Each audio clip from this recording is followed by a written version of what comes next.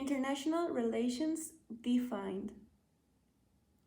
International relations is an academic discipline that focuses on the study of the interaction of the actors in international politics, including states and non-state actors, such as the United Nations, the International Monetary Fund, the World Bank, and Amnesty International. One of the key features of the international system is that it's a state of anarchy. Each state in the system is sovereign and does not have to answer to a higher authority. Imagine living in a confined space with a group of other people with limited resources. Further, imagine that there is no law enforcement and that the only law is agreements between individuals and self-help is the only means of enforcement. In short, every person can do whatever he or she wants, only subject to what the others in the space will do as a result. This situation gives you an idea of the world in which states live. International relations involves the study of such things as foreign policy, international conflict and negotiation, war, nuclear proliferation, terrorism, international trade and economics, and international development, among other subjects. As you may expect, international relations broad scope requires an interdisciplinary approach, drawing upon the fields of economics, law, political science, sociology, game theory, and even psychology. Now, schools of thought. Like most areas of scholarship, there are different schools of thought in the field of international relations. Let's take a quick look at the major ones.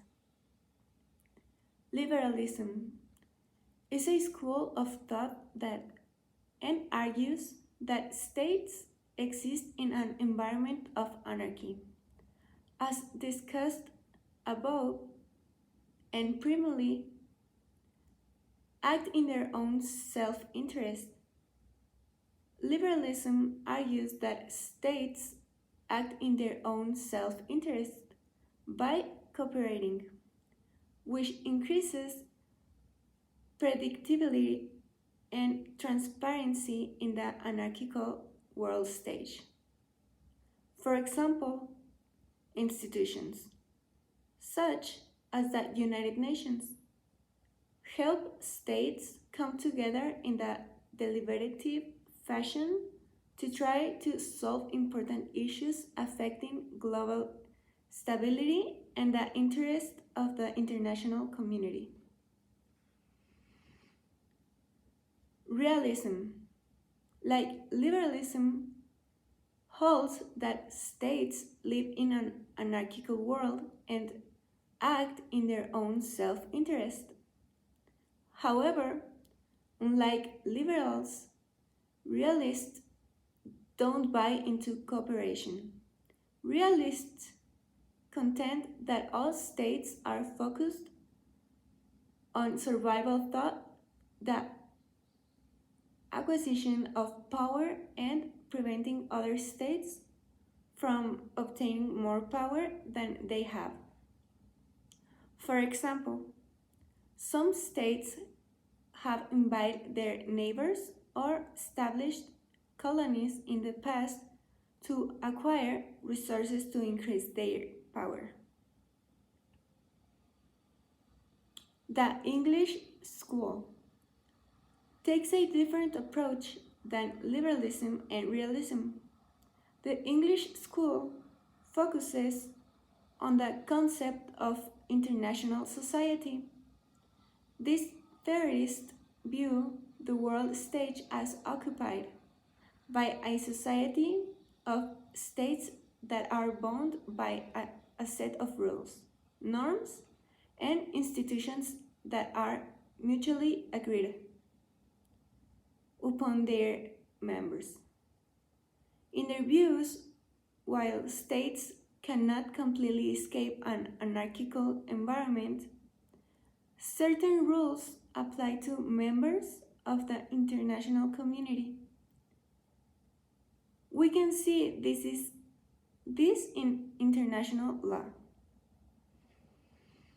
Constructivism takes a sociological approach to international relations.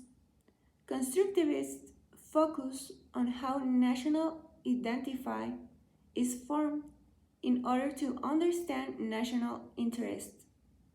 For example, states that share common characteristics or traits, such as democracy and capitalism, tend to view each other in a positive terms, while viewing states without these shared characteristics often identify in negative terms.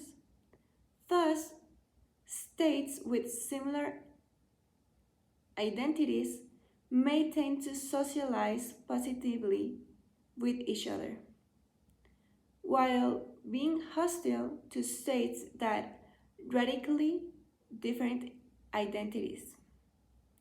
Constructivism has provided some important insights to understanding conflicts based upon ethnicity, religion, and terrorism. Critical theory. This is actually a set of theories that challenges assumptions made in traditional approaches to international relations. For example, that the quest for power is a motivating factor in state actions. In fact, these theorists often argue that these traditional assumptions may very well be responsible for some of the tragedies that occur in international politics, such as war, third world, poverty, and ethnic cleansing. Two critical theories in international relations are neo-Marxism and feminism. Neo-Marxism focuses less on the role of states and more on the role of economic factors in the international system. Feminism argues that masculine ideas of aggression and war color how the nation state and international system are characterized.